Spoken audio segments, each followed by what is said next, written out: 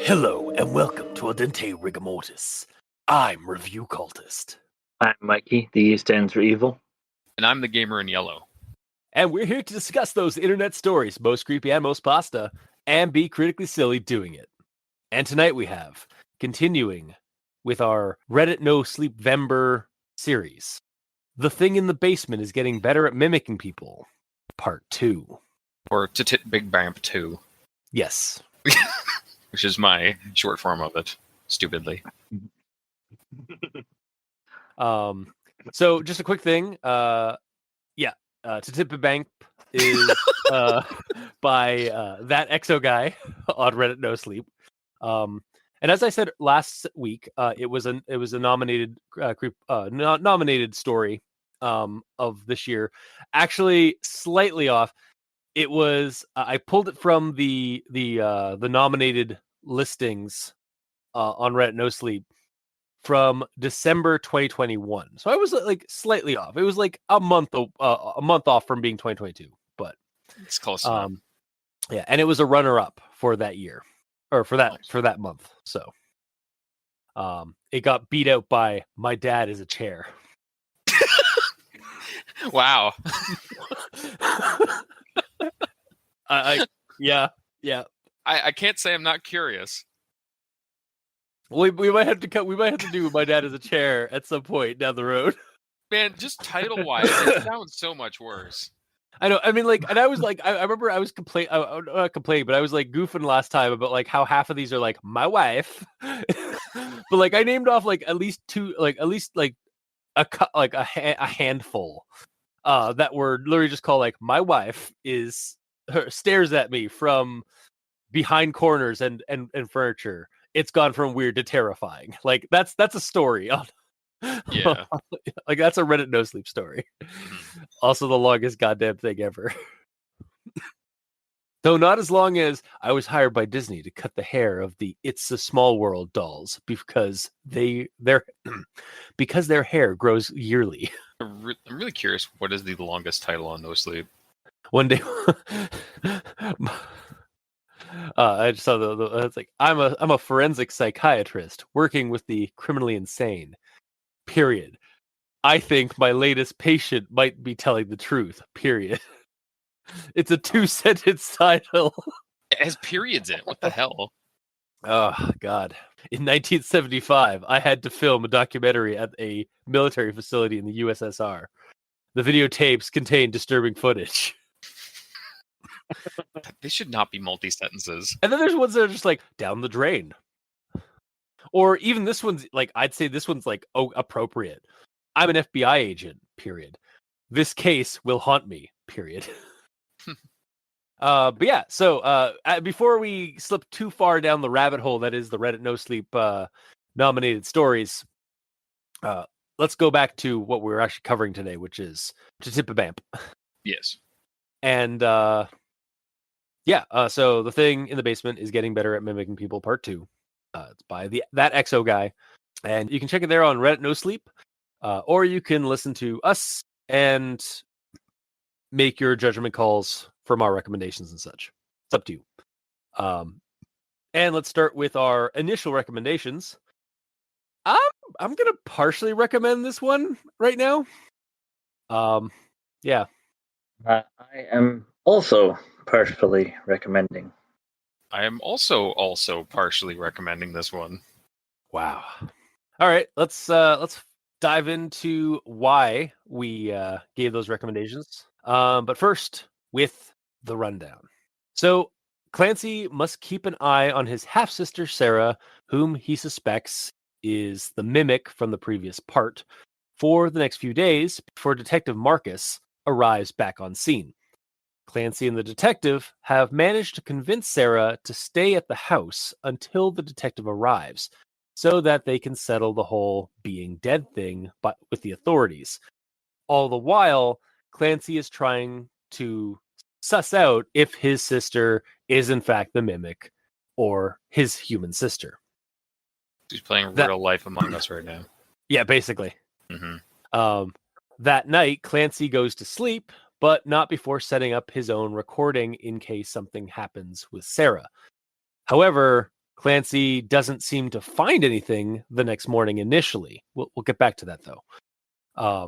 That day, Sarah invites her best friend, Amy, over, partly so she can have some company other than her boring half-brother, but partially to hook her up with Clancy, due in part because of a lie Clancy made about sexting on his phone when he was actually writing the previous part online.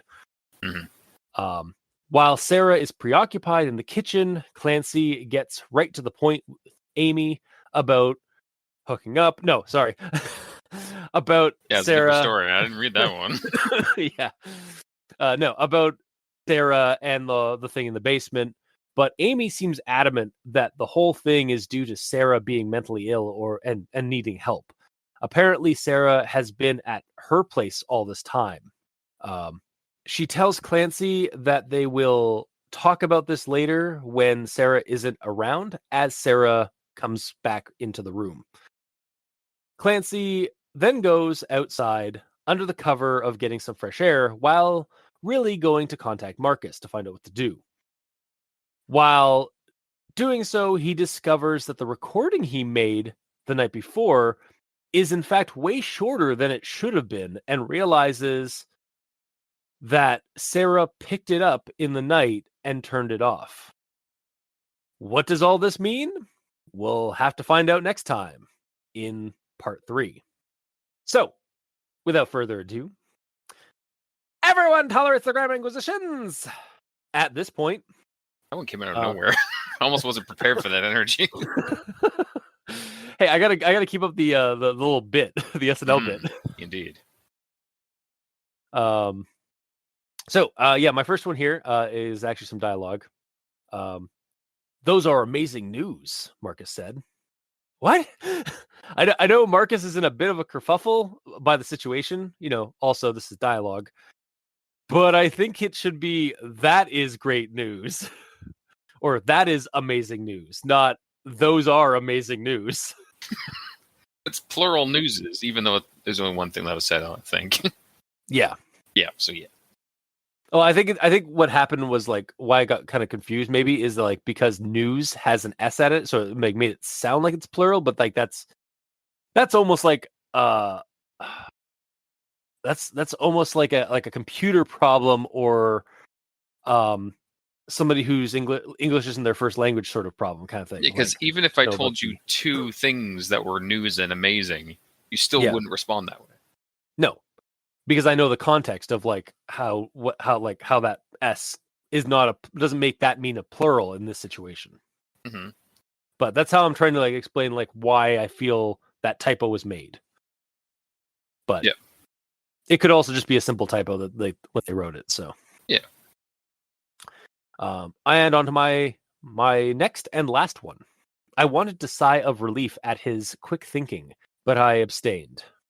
And this was I wanted to sigh with relief at his quick thinking, but I abstained. So yeah. Yeah. And that is my Grammar Inquisition. So, Mikey, the E stands for evil. Mikey, the E stands for evil.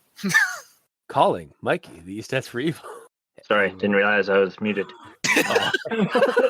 we were like waiting and paging Dr. Mikey. Mm-hmm. So, yeah, you did a good job on the grammar conjunction, and I have a conjunction junction. Okay. And next stop, conjunction junction. Doot, doot. But I'm getting a bit ahead of myself. So I'll pick up from where I left off. So instead of trying to call Dad and risk exposing my lie, I shot him a text. Damn it. But then again, her change of attitude could be explained by what she'd been through. So I filed it under potential red flags, but decided to hold my judgment for the time being. It rang a few times before he answered. It made me suspect that she wanted to cover the tracks and delete the recordings, so I couldn't let her know that Marcus had it. It was nearing 10 in the evening by that point, but I didn't feel tired enough to sleep yet. So, instead, I went online and did some research. It drove me up the wall to feel that calculated coldness, like I was facing an ambushed predator thirsty for my blood. But I couldn't risk going to sleep either, not when I was unsure about Sarah's intentions. But the effect it had on me was quite the opposite, serving to fuel my paranoia even further. So I got ready to run an errand to the closest shop while she cleaned up. But what little information she did share could have been useful. I just needed to figure out how it fit into the bigger picture and the theories that were developing. But even if that was the case, it couldn't explain how she reproduced Dad's voice or my own so flawlessly. It was farther away, so they wouldn't hear or see me there.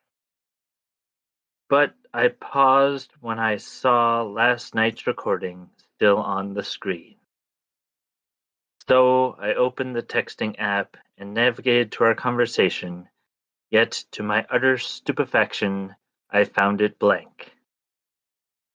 Finn. Wow. That was basically just another rundown. A little bit, yeah.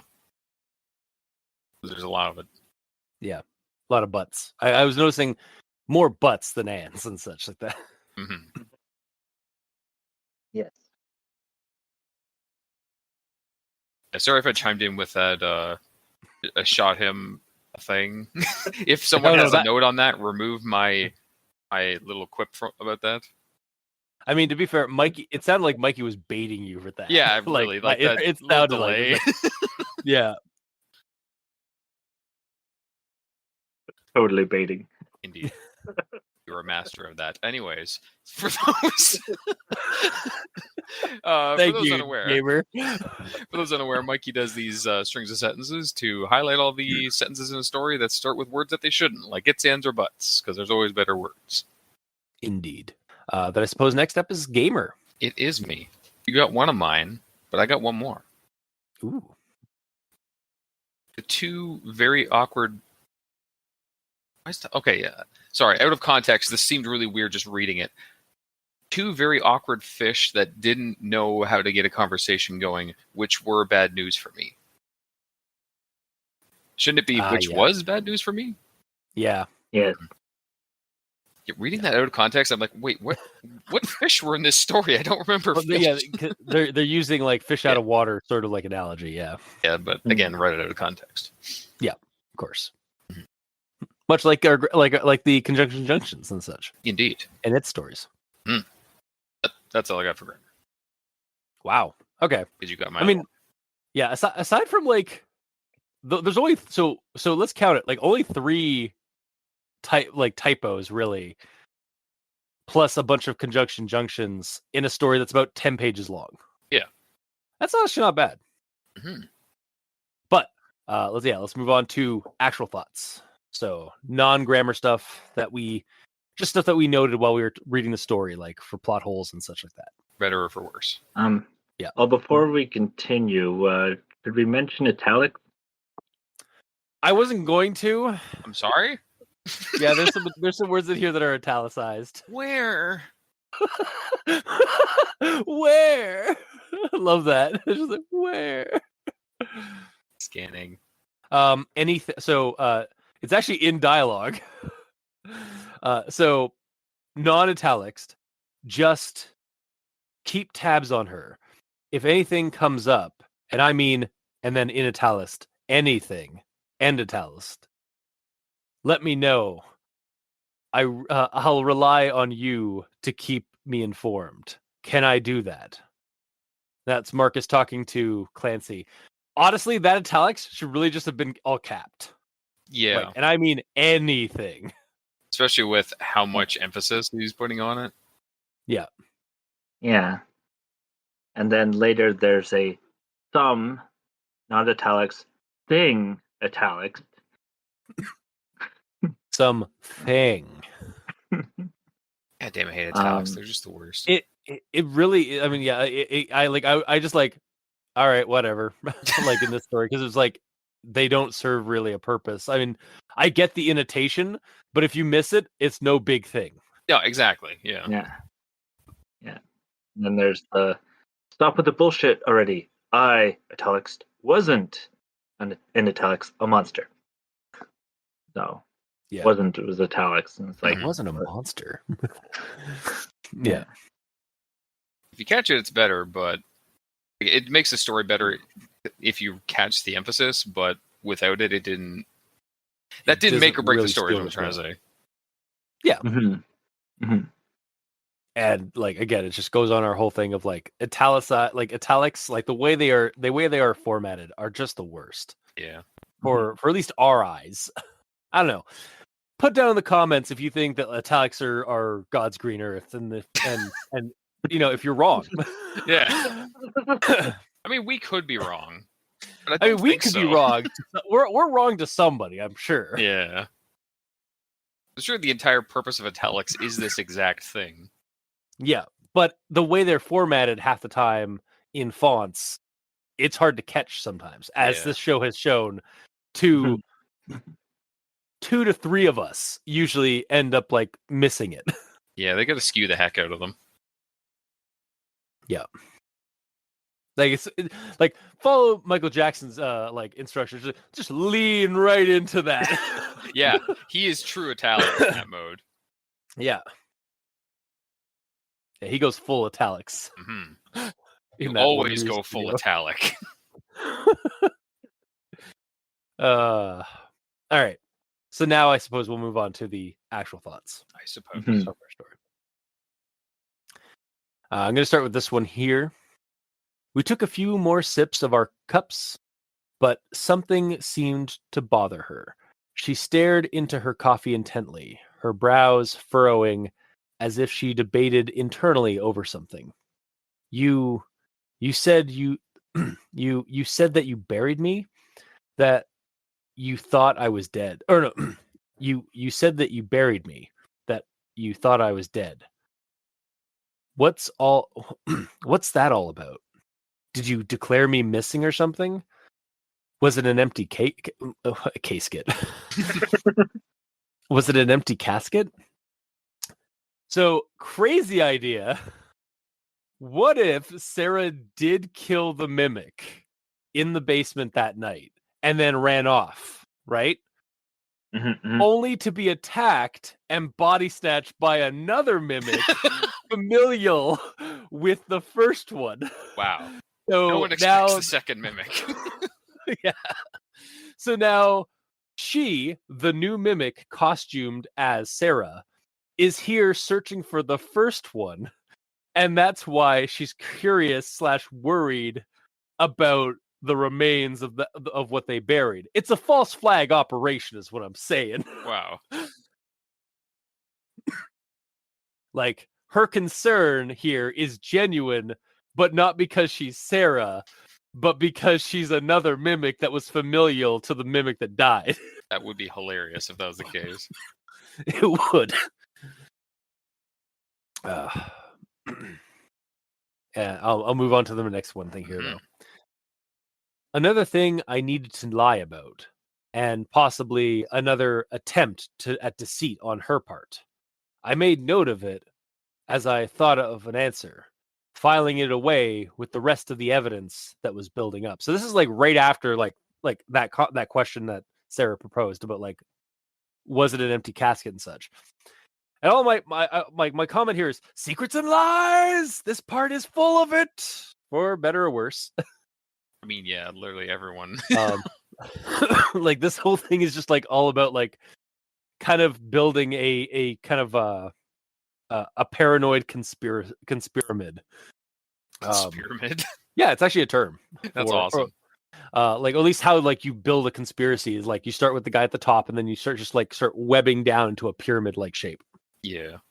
That's cool. Yeah. Also, I'll bring this up more in a moment, but what building evidence? It sounds like Clancy is just getting overly paranoid about the situation. Like Occam's razor, my dude. Like it doesn't. So far, I mean, for the most part, like I haven't really heard or read anything to kind of suggest that Sarah isn't just a human that survived a traumatizingly weird situation, is also kind of covering it up because she doesn't know who knows about the weird stuff. Like, I kind of, from her end, I feel like her covering things up is kind of more or less like, well, I can't tell them the truth because, like, why would they believe me that I killed a mimic or that I killed somebody that was doing voices? So, like, I got to make shit up. And then Clancy's doing the same thing but he's just thinking that she is the mimic because she's kind of acting weird, but she's only acting weird because of her experience of what she's dealt with. So it's just, yeah, like so far this part is like a lot of like kind of feels like a lot of like secrets and lies and misunderstandings on both characters, and it's really just mundane. Fair. However, why would she delete 2 hours of him? We'll get back to that. Okay. Yeah, well, I got like yeah. We first ran into her in the last line of the first part, where he's like, she sounded almost perfect, except her voice cracked a little bit at the end. Like that's possibly explainable. It's just like people's voices randomly crack. You know, that's just the way it is. Yeah. But you can't just accidentally delete again. You know? I get you. It is like it's at the end. It's like a plot twist. But and I'll come back to that in a second. Don't you worry. Yep. Okay. Okay. So continuing on though with like down my line of comments here. Her reactions up to that point didn't seem abnormal by any means. They were all perfectly reasonable, but I couldn't shake off the feeling that something was out of place. That sensation, coupled with the fact that she'd lied to my face, made me suspect that she had more to hide. Again, I mean, her not telling Clancy everything could just be more or less chalked up to her not knowing that Clancy knows about the recordings and stuff like that, and has talked to a guy named Marcus who's actually a monster hunter. And so her covering up things in her story isn't too far-fetched given that what she experienced. Again, it kind of seems reasonable. Like I would not tell you necessarily if I had killed a monster that was like kind of charading as a person. Okay, let's not lie here. If you actually killed a monster and you know it, you would absolutely tell me. I mean, you yourself. I say like, I mean, like, we like. I don't know if I would necessarily. It would depend on the circumstances. Like if I had like physical evidence of like a burned out monster corpse, yes, I would tell you. But if I had just like killed something that talked like a person, but like clearly like otherwise, like I was hearing scuttling behind the wall or something like that, and I burned it out and then ran off, I don't know if I would be necessarily like, I'd have to like, all right, dude, can I trust you with this? Like, I need to know you're on the up and up. Like, I need to know you're not going to like call the cops on me or something like that. Like we cool. Like that kind of like, I feel like it would depend on the situation. And in this situation that Sarah finds herself in, I don't know if I would necessarily tell somebody like a friend of mine, like you or Mikey, this thing had happened to you've me. murdered someone. That I murdered something. Yes. That may have been someone. So yeah, it's a hard, it felt very reasonable, like her situation, like her like lying and stuff like that. And like I think for most of this part, I felt like Clancy was just being paranoid because of the stuff that Marcus had put in his head. But we continue. I can set you up with one of my friends if you want. A girl named Amy. She's an absolute sweetheart, but she struggles with dating too. She can be a bit awkward at times. Okay, hang on. Based on what was brought up last part, I got the idea that Sarah was like maybe like 10 to 15 years Clancy's senior or so. Like literally in the last part, I actually went back. It does say that she moved out when Clancy was going into kindergarten. Kindergarten age is usually around 5. So I kind of assume that when Sarah moved out, she moved out when she was like when she was like 20, maybe 18, depending. Okay. So that would probably make her in the 30 to 35 year range. Whereas Clancy is now 20 himself. Yes, but Sarah and Clancy aren't getting hooked up. No, not Sarah and Clancy. And again, yeah, not it's very possible that Amy is much younger than Sarah. Mhm. But it doesn't. It also but Clancy even like comments that like there is a bit of an age gap and some of that. And even then, that's not super weird since they are both consenting adults at this point. Like 20 years old is a consenting age. So it's just very odd how quick. Honestly, the weirdest thing is how odd. The odd thing is how quick Sarah is to hooking her younger half brother up with a friend of hers who's probably the same age as her. It just seemed kind of like it threw me off like when that came up. Yeah. Well, Amy also says that apparently Sarah's a little unhinged anyways. Yeah, that's true. Yeah. Again, she's coping with some things right now. Mm-hmm. Like she did just murder somebody. To it. or something in her basement. We've all been there though. Yeah. Who hasn't killed someone? I mean, wait, no! Oh crap, this is on recording. So moving on to my next one. As I ate, she took my phone and called Amy to invite her over for lunch. Amy accepted right away, so they ended the call after a bit more of small talk that I couldn't focus on. All right, so I know it is kind of get like mentioned later, kind of, that Sarah has been spending her like where Sarah has been with Amy this entire time, like in the time that she's been missing or gone. But I feel like so my comment here was like I feel like there should have been something from Amy's end, like I could hear even more. I could hear even from my side of the table Amy's expletives and reaction to hearing her dead friend on the phone. But also, like, okay, this is something that kind of comes up, like even when we find out later that like, supposedly Sarah was staying at Amy's place the whole time. How the fuck did the police who have Sarah's phone not check her contacts and contact Amy about the funeral or about like the deceased? I have 2 words for you. Okay, yeah. Secrets and lies. I suppose, but like that's 3 words. Yeah, that is actually 3 words. I'm not talking about the and. The 2 words are secrets, and the other word is lies. Okay, yes, yeah. It still just kind of like rubs me the wrong way of like shitty. Don't get me wrong. I agree with you. I have an entire point on this. Okay, cool. All right, yeah, like yeah. And so like, yeah, I was a little like, wait, why? Okay, I'll save any more replies and stuff for when you bring it up then again. Okay. So I'll move on to the next thing here then. Look, Amy interrupted me. Amy interrupted me despite what I asked her of her. That was Sarah. It wasn't some monster or ghost. She made those voices herself. But I caught her in the act, okay?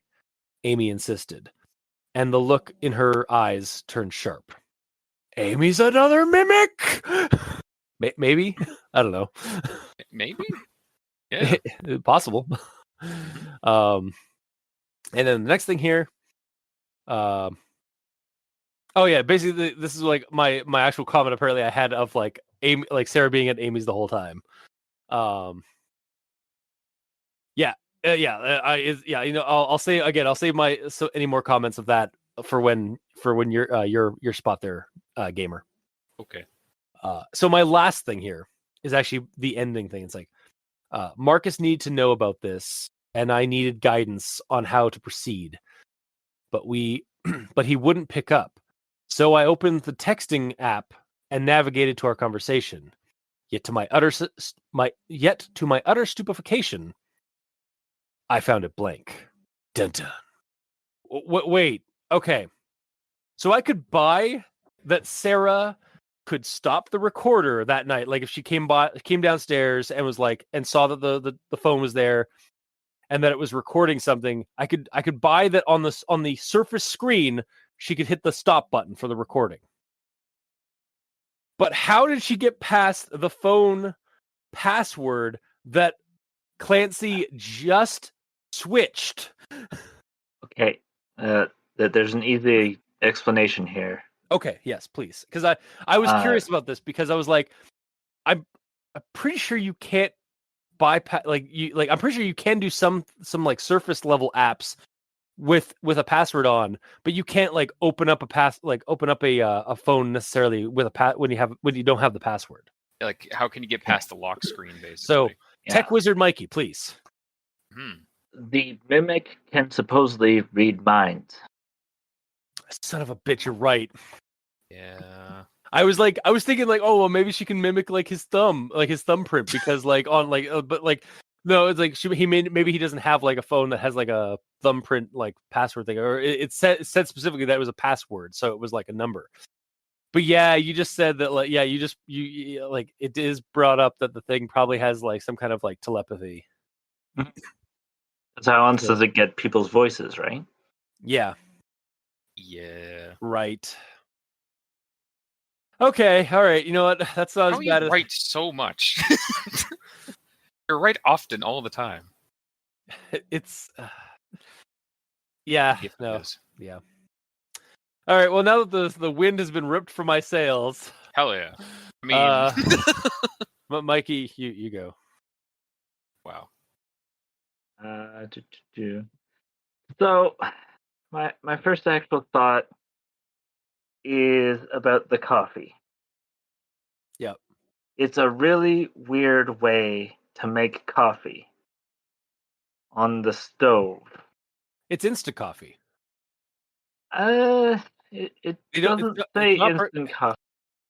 A percolator or like a filter and of that. So it's instant coffee. Also, most of her house has been sold, so you use what you can. Yeah. But you are right, it is strange. I disagree because instant coffee is a very common thing. Mm-hmm. And she's boiling water and then she's pouring in the coffee grounds into it. Ergo, my go-to there is like, okay, if there's no filter, like mentioned of a filter or anything like that, it's not a percolator or a coffee maker. It's just Insta coffee. Yep. Which probably was what it is. Yeah. Yeah, but it's still really weird. Like, even if you assume it's not instant coffee, you'd have to make it and then wait for the grinds to sort of settle at the bottom before you pour it into some cups. Yeah, but first off, still, wow, way to shame Insta coffee drinkers. Like, wow. Instant coffee is actually the worst type of coffee. Huge slam on the instant coffee drinker audience we have. I apologize to Hernandez and Bob of the of our two mainstream Insta coffee listeners. How do you know this? Don't worry about it. Okay. All right. Secrets and lies. No. Oh yeah, I just found that weird. Okay. Fair anyway, enough. Yeah, fair enough. The next part here is I have a quote. She didn't tell me about that. What the hell? Did she kill someone? Not someone, I pressed on. Something. Me and the detective believe it was a monster, a mimic of sorts, and it might have taken Sarah's place. So, in this conversation, he admits that something has been killed. So, it admits that the mimic has been killed, or it sounds like he's saying the mimic is killed, yet at the same time, it has also taken Sarah's place. I see what you. Yeah, I understand. Yeah. Yeah. That's a bit of a confusing statement. As we know, as you said, there's a second mimic apparently. Yeah. Yeah. There's But a second. you're right. If he truly believes that they buried the mimic, why would he be concerned? Yeah. Mm-hmm. Like, there's a second mimic on the grassy knoll. Mm-hmm. Also, I just gotta say, like, Amy, like if I was Amy and like this kid, like this 20-year-old started saying this, I was like, all right, I believe like my sister's been taken over by a monster that she killed, in fact, after she like burned down the basement. I'd be like, can I make it to the door? Don't lose line of sight with the door. Red flag. Mm-hmm. Well, maybe or maybe not, considering or depending on what Sarah told her, Perhaps. And then, let's see here. My note on the ending makes me question if Clancy is crazy and the detective is all in his head. Oh shit. Oh fuck.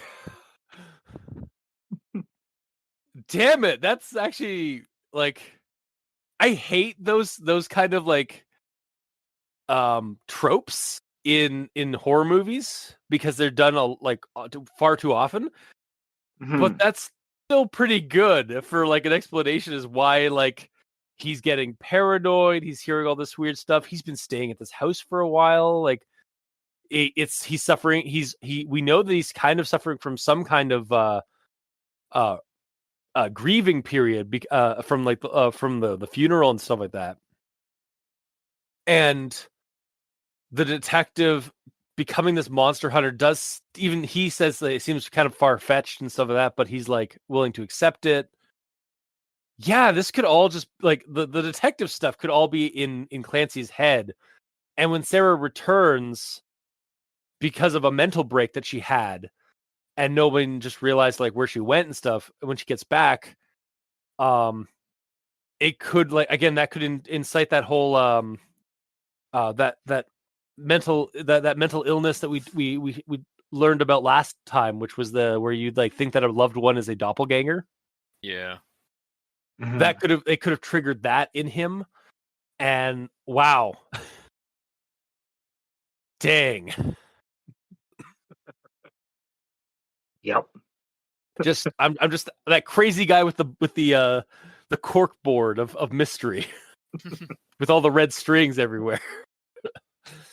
So super mundane now.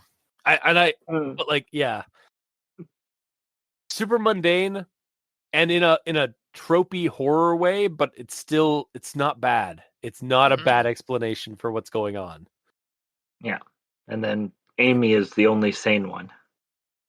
Yeah, because even though the detective talked to Sarah again did suffer a mental break. So maybe it became a shared manifestation or hallucination between them. That's the one part I was about to bring up. It's like, yeah, she talked to her, but or he talked to. It's still her rather, like there's the power of suggestion. Like she was in a suggestive state, perhaps. Yeah. Of her own trauma of like burning burning alive a homeless man that like broke into her basement. And they are both related by family, so there could be a genetic psychological disease that they both have. Ah, yeah, that's true. There is a precedence. Perhaps.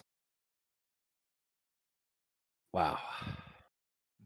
And that's the end of my actual thoughts. Man, going out with a bang. Mm-hmm. Real banger there, Jesus. All right, Gamer, you're up. Okay. I love following him.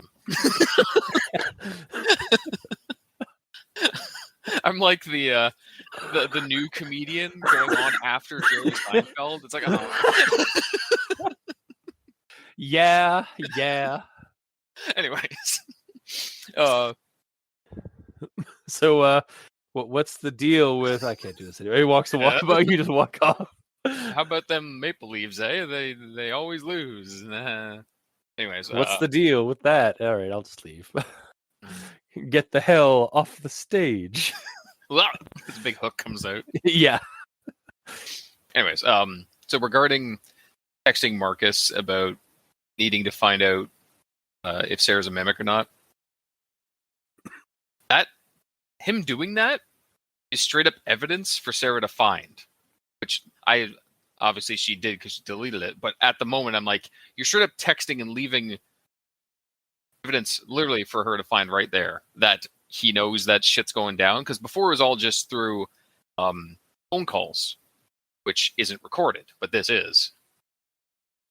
So if he was smart, he should have kept the text really simple and not blatantly saying stuff like, yeah, I'll find out if she's a mimic, don't worry. Something like, need to see if she will tell you anything about what happened or something like that, which could be just in regards to the event, the quote unquote homeless person in the basement situation. There should be a lot more code in that, especially since Marcus, if he is not just voice in his head, is apparently a professional, and if he's done this thing before, he should be trying to maintain operational security, basically. Yeah, even if he's like a cowboy of Delta Green, where like in Delta Green, like there's a period of in the 90s and like the early 2000s called the cowboy years. Okay. Actually, I think it stretches out even further into like the 80s and stuff, where like they don't have any funding. It's all an illegal conspiracy in the government. Like the government isn't funding them anymore. But these guys, these good old boys are like, well, the problem's still out there. So the good old boys, like the ones that like, all right, well, the war's over, or no, like the battles are over, or like are lost, but the war is still going. Like we may be have lost all our funding and stuff like that, but we still, like, humanity still needs a fighter in this, like a fight in this game. So we're going to illegally like set up caches and cells within different departments of the government, using people that we know that we can like either bribe or get on board to, and we're gonna trick them into thinking that they're above, this is all above board, but really we like the deeper they get into this hole, more they'll realize we're not an official group, and at that point it's too late because like they're already that in, they're looking at jail time or worse. Yeah. So like even if he was in that kind of group where like he's like off the books, like it's sketchy as fuck, there'd still be some kind of protocol. Like he'd still have some air of professionalism. I dare say there would be more professionalism and more care if he's off the books, because there's more for him to lose. Yeah, because there's more stakes. It's all above board. Like, oh no, they found out. Oh well, the government's funding this. Who cares? But yeah, they're not, exactly. Potentially. Yeah. And that's just me like using like Delta Green as an example for a monster hunting group. Like it does sound like he is above board, like he's the guy that they call in and stuff like that. So yeah. But you never know. He could just be really good at lying. That's true. Yeah, I will move on. Okay. So this in regards to Sarah sending Clancy off to the grocery shop. Yep. Wasn't one of the few things that Clancy said he would do was keep an eye on her? Yep.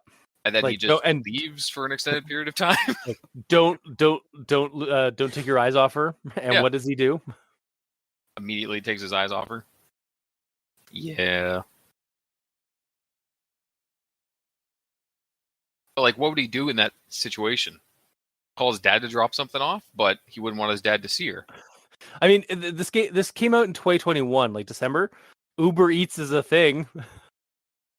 Oh yeah, I guess yeah. Like you can grocery shop through Uber. Good point. Then yes, that sort of thing. Mhm. That would be smart. It would be. And my next note Also, is just sorry, okay. just a quick thought. Also, the fact that like Clancy doesn't seem have any problems with doing this. Like, Oh it yeah. doesn't. I don't think there's any way. Like, I don't think there's any protest about it. He's Oh. just like, all right, just put my earbuds in, listen to this recording that I should have noticed that was shorter now. Well, it didn't take him 4 hours to go get groceries. No, but he realizes it was like he realizes like he was listening to the audio. Like he had to hit play, right? Oh yeah, and he was skimming through it too. Yeah, he should have noticed then that it was shorter and not like at the end. But then there'd be no twist. Yeah, and it's still stupid. All right. It's like I still hate the that inconsistency though. Mm-hmm. Like even if there wouldn't be a twist, well that's a literary problem that you need to fix in the writing. Well, also like when he first started looking at the recording, he just woke up too. So he'd be like, "Oh yeah, the recording. Yeah, I'll listen to that. Okay," and he just puts it on without paying attention. Maybe, but like I don't know, man. It's pretty paper fucking thin. I don't know. I've missed much more glaring things. Fair. Thanks. You have though. I know I have. It's fine. All right. Yeah, let's move on. Sorry. All right. So next one's sort of like a little bit of a generalization. I like how in reading this, I'm technically reading a creepypasta, but out of context. Yeah, without the talk of the mimic at all, this is just a normal mundane story of these three people hanging out. Yeah. In the story, though, even if the scenes where they're not talking about, or where they're talking about all the weird shit is taken out, and it's just all the mundane stuff, even if it was just that, but put as part 2 to this story, it would still have an air of creepiness around it because we know what happened before. Yeah. Which I kind of like. It's like, yeah, it does have like it's sort of it's a story of paranoia, like in a mundane way, but it's still creepy. Mm-hmm. There could be literally nothing creepy happening. No talking with the detective. No twist at the end, and the whole thing would still be. I'm not gonna say scary, but tense, I guess. Unnerving. Yeah, there you go. That's better. Yeah. Like I would dare say still creepy because like I think what you're missing like I mean, when you say creepy earlier, I think you meant more like there could be no supernatural element or like no weird element to the story, but this would still invoke some sense of creepiness because it is a supernatural thing. If it is a mimic, that's the reason that it is scary in a way. Oh, okay. It's because it's potentially a monster that you're talking to, but you can't let on that you know it's a monster. You have to act completely normal. Yeah. Which is kind of cute. Yeah. Mm-hmm. Yeah, just when I was reading it, I was kind of feeling the same sort of thing that Clancy was feeling, just unsure about what's going on. And like something as simple as having breakfast with someone was unnerving. Was a tense situation because he has to like fake that he doesn't know anything. Like that he doesn't know that it might know that he knows. Yeah. And speaking of, I like the drop at the end that Sarah knows because she read and deleted all the texting history shit, which both shows Clancy that she knows, but also remove his ability to talk to Marcus anymore potentially. Because like in this day and age, I'm assuming Clancy doesn't remember the detective's phone number unless Sarah didn't delete the phone contact and just did the text stuff. I feel like she just deleted all the texting stuff. But if she was thorough, she would have gotten rid of all that stuff, like message history and everything, call history. Maybe. Also, it's very possible that she also read the Reddit Nosleep part. Because he was typing that away, remember? About the sexting thing? Was that on his phone? Yeah, it was. Yeah, that was on his phone too, yeah. So, I don't know, maybe. and it's very possible, but like, she was in his so phone for a couple hours potentially. yeah.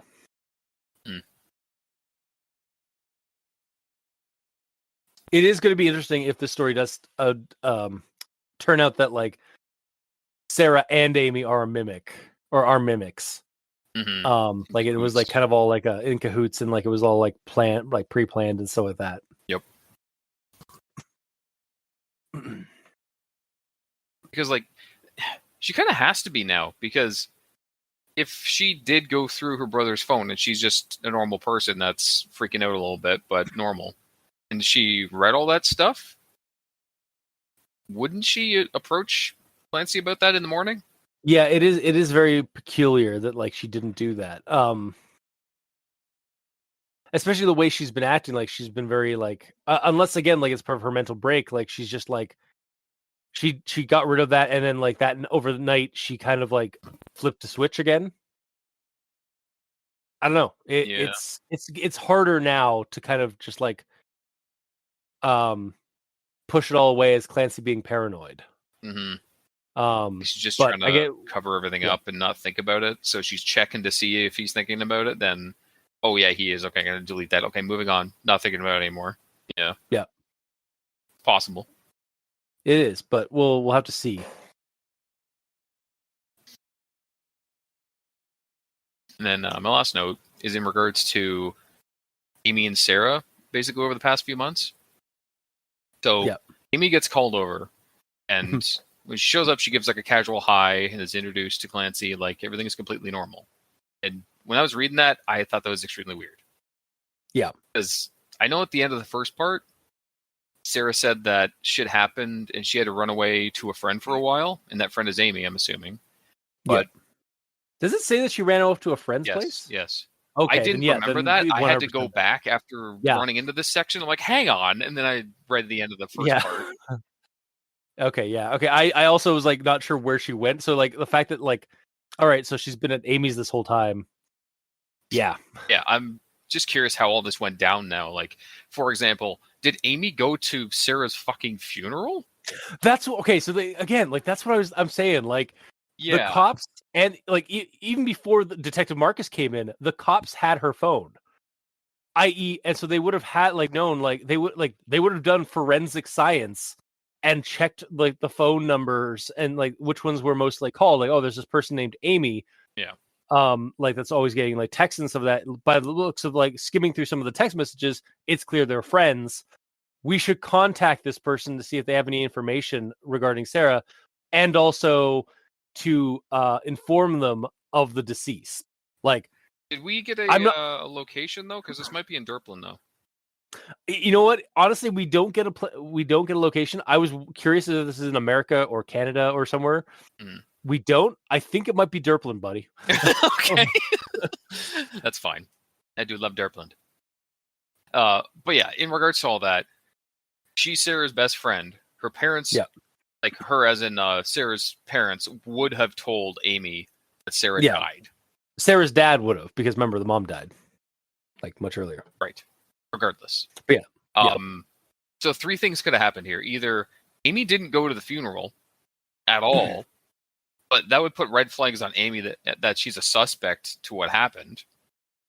Probably, unless they're in Durplin and no one cares. Number two, Amy did go and believed Sarah was dead at the time, but after the funeral, Sarah contacted her and told her what happened, hence why this isn't Amy's first realization that Sarah's alive anymore. Like they've been hanging out and stuff after that. Or after the event with the creature, Sarah went to Amy before her quote unquote body was found and pronounced dead. Yeah. And Sarah was freaking out and has been kept at Amy's place while she calms down, telling Amy not to contact anyone or tell anyone that she's there. And when the call came in about when Sarah was quote unquote found dead, Amy lied and covered for Sarah and actually went to the funeral pretending that she was dead and everything to keep the cover going. Yeah. Last of which I'm thinking is the right one. Maybe because like even it does bring up in the story, like when it doesn't say when Clancy is like just straight up like tells like. I'm getting there. Okay, sorry. Yes, continue. It's sorry. like with how nonchalant everything is, it's just like, oh hey, how's it going? You know, they have to have been hanging out for a while, and everything's in the open, at least to them, for the most part. Yeah. But all this is backed by the fact that like Clancy tells Amy what happened, and Amy seems shocked that the house was even burned. Yeah. And Sarah never. She says Sarah never told her that, alluding to the fact that Sarah and Amy have been talking about what happened. And then later on, Amy's telling Clancy not to talk about the recordings around Sarah, that it took her 2 months to calm her down, or 2 weeks to calm her down. So they've obviously been hanging out for a while, and she's been helping her through this. So this isn't the first meeting. But the weirdness is just the fact that it's not brought up until, like, you have to read pretty much the whole entry to get it. Also, how much of this is Amy telling the truth, and how much of this is like a lie? Yeah. And like, yeah, again, we're falling into like Secrets and Lies, the part. Yep. And also like, again, like this is where it falls into the paranoia of like, who can you trust? Sort of thing. It's kind of, she got a little bit of a Marble Hornetsy kind of vibe. Now I think about it, because that was like a lot of the stuff, a lot of the weirdness and stuff of that of Marble Hornets was like the mystery of Marble Hornets was like, who's telling the truth, who's hiding things from the other people and stuff like that. Mm-hmm. Sure. So, and with all that being said, the big thing is, why is Clancy not questioning anything about Amy? Because I sure as hell am. Because like, yes, he asked her some questions, but none of the important ones, like, did you know about this at the funeral? Because that, if he asked that, then that would confirm, yes, she was at the funeral, and we would see whether or not if she says that she knew about it or not. Or, I mean, she might lie again, because secrets and lies, but who knows? I'm also kind of, I'm thinking that she wasn't at the funeral, because Clancy probably would have mentioned that, oh, I saw this person at my half sister's funeral. Like, why would she not? I don't. Well, again, like I feel like to me it sounds like both Sarah and Amy were unaware of like the whole like her being like legally dead, and also there being a funeral, which again is a big plot hole, because again the cops would have or somebody in the family or the authorities would have called Amy, being the best friend to Sarah, regarding her death. Yeah. But so that's why I feel like it's more of a plot hole than anything. Unless the cops are just chalking it up to a household accident or something, and they don't really need to dig any further. Somehow, that's not due process. Derplin, man. We're just chugging this up to Derplin. Okay, cool. Yeah, all right. Yeah, that's about it for my notes. Okay. Then I suppose we'll move on to final thoughts. I don't know. This one has a few more plot holes to me than the previous one. Specifically, I think specifically part of it is because it's trying so damn hard to have this cloak and dagger / semi espionage sort of like vibe of like, again, who can you trust, and like the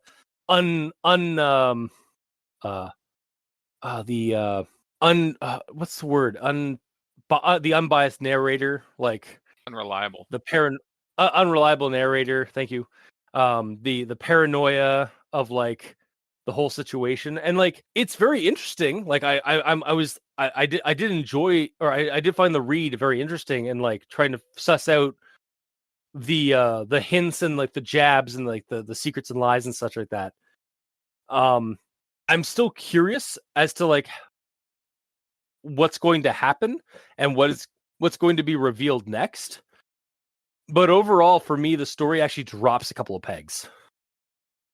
Because of some of the plot holes that at least I see in this version, in this part of the story or the series. So that's why I brought my my recommendation down to a partial recommendation, because I think the secrets and lies kind of like who can you trust, like what's like who's telling the truth and what's going on kind of situation here could be a little bit more refined. Hmm. But yeah, that's my recommendations. I'm that's why I'm bringing it down to a partial recommendation for the story overall. Mikey, these stands for evil. All right. So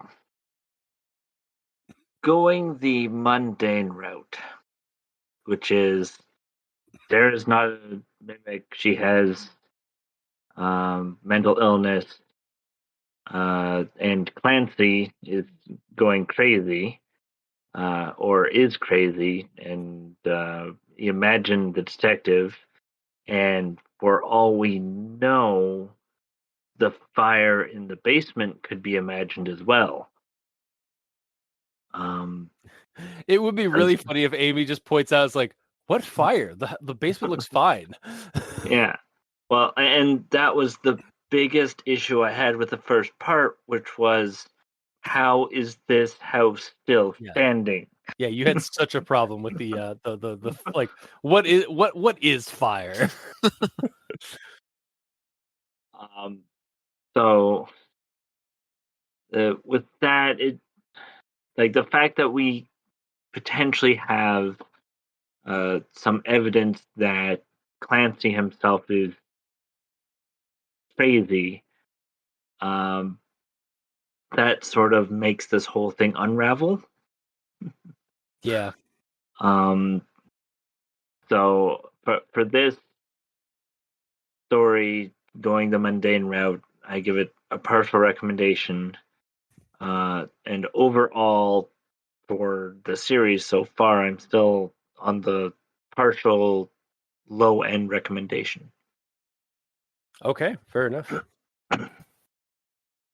And gamer. So I came into this with a partial recommendation, and like reading through this, it was interesting, as I said, to feel threatened by a normal morning just playing out. As I said before, Yeah. you can remove a section or two, and it's mundane. It's a mundane, not creepy story. But the good part is you could take that mundane, not creepy story and put it in the context of this world, and it makes it creepy because of that. That's great. It hits the same kind of nerves as Alternates as well, which is kind of cool. Oh, yeah. From the Mandela catalog. Thank you. I could not think of it. Yeah. Although, like, better because Alternates are kind of clear that they're weird. These aren't. Well, the one stage of them is, yes, but there's one there, like the earlier stages of Alternates, like do try to make you like think that they're still people. Yeah. Okay. Either way, story itself to me bothered me when addressing the elephant in the room. Yes, I know Clancy was told not to confront her about being a mimic right at the start of the story. Okay, that's fine. And I know that Amy said not to talk about Sarah, or not to talk to Sarah about the recordings. But he's got to ask her about the funeral at least. That's still part of the... Like, asking about that is still part of the charade that they're all kind of doing, because they're all lying to each other at certain degrees. Yeah, because like honestly, at this point, like unless he was saying that like, well, like, why did you go to the funeral there or something like that, or like I'm still under the assumption that she did not go to that goddamn funeral, like Amy did. Yeah. So I mean, again, that's possible, but to me, that just seems weird. Unless the family only wanted direct family at the funeral, but I guess that's the case sometimes. But I don't know. I don't, again, like this is why I'm saying like this is a plot hole here, because like again, somebody should have contacted Amy, and then by contacting Amy, they'd find out, or like there'd be more. Either they'd find out that where Sarah is, or there'd be more of a like suspicion of like hiding Sarah away and like keeping her away from like the situation here. Because like I think it would be more interesting if like for some reason Amy is keeping Sarah in the dark. And maybe because like she's trying to like shield her mentally from like the traumas and stuff like that of all the situation, because that's what she believes Sarah is suffering from. But it's not in the story. Yeah. Like none of that concern, except for like it took me like 2 weeks to calm her down and some of that. Like she's just suffering from a mental break and stuff like that. Let's not talk about the recordings while she's here. Like that's all we get. We don't get any more details about like what Amy knows. And what would help is if we had more internal thoughts from Clancy about what he was thinking at the time. You know, like, oh man, I really want to ask her about this, but I don't want to push it. Like, I don't want Sarah to think that I'm investigating into this. I just need to act normal. Like, if it was more like that, that would help. Yeah. Like, if you don't want to say it now, that's fine. But as I said, the elephant in the room needs to be addressed, in my opinion. Yeah. The mimic in the room. Yeah.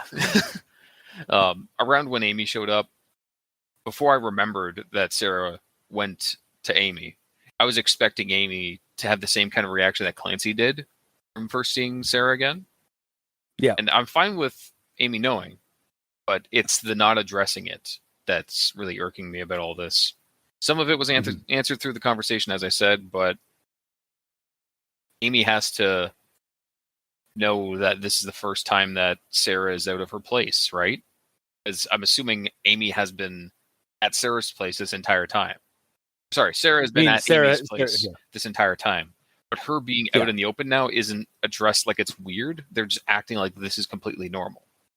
It's way too casual and normal for a not normal situation. Even with the supernatural stuff taken out, it's still fucked up. And not normal, and they shouldn't be acting so normal. Unless they're both mimics. But who knows? Unless everyone is mimics. Yeah, even Clancy's a mimic. He just doesn't know it. Yeah, exactly. Yeah. Yeah. So, first part, I recommended it because it was enjoyable, and the little bits that irked me didn't irk me enough to adjust that. But this one, the plot hole is kind of bugging me a lot. So I'll give it a partial because the story itself, as a whole, I like. And as I said, I like this normal situation being creepy. But that one thing, if that one thing was addressed, then I would bump it up more. Yeah. Like, I don't mean to be that. I don't want to be that guy this time around, but like, I don't have high hopes for the next one, honestly. I mean, like, just because maybe this is worse than the first first doesn't mean that the third's going to be worse than this one. I mean, it's got to make a comeback somehow. It's fine. You know, I think part of the problem is he was told to not do anything, so he has to not do anything. So this part kind of has to be, I don't want to say filler, but filler. As he has to buy time for the detective to show up. So he has to do as little as possible, which unfortunately gives us very little answers until shit drops, which might be part 3. We'll have to see. Mm-hmm. But yeah, so I guess that's this week's episode recommendations. Partial recommendations all around. And we'll see what happens next time in part 3 of Titipabamp. Yeah.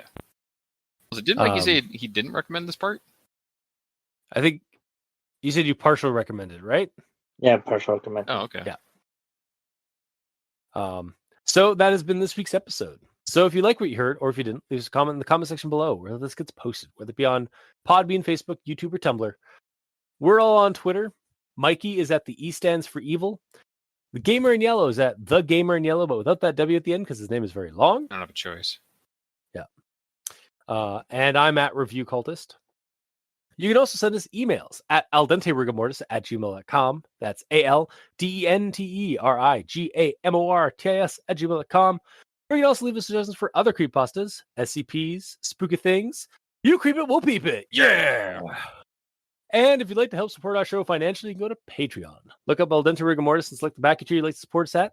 We have $2 and $5 tier with special episodes, early access, extra content. To our patrons that are helping support the show, thank you immensely. You're helping keep those hosting bills at bay. And as always, we very much appreciate that. And to our listeners and the authors of these stories, thank you immensely. Because without your listenership, it would be like screaming into the void.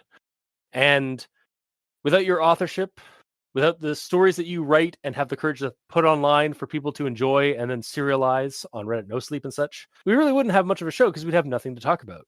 So thank you. Until next time, I have been your host, Review Cultist.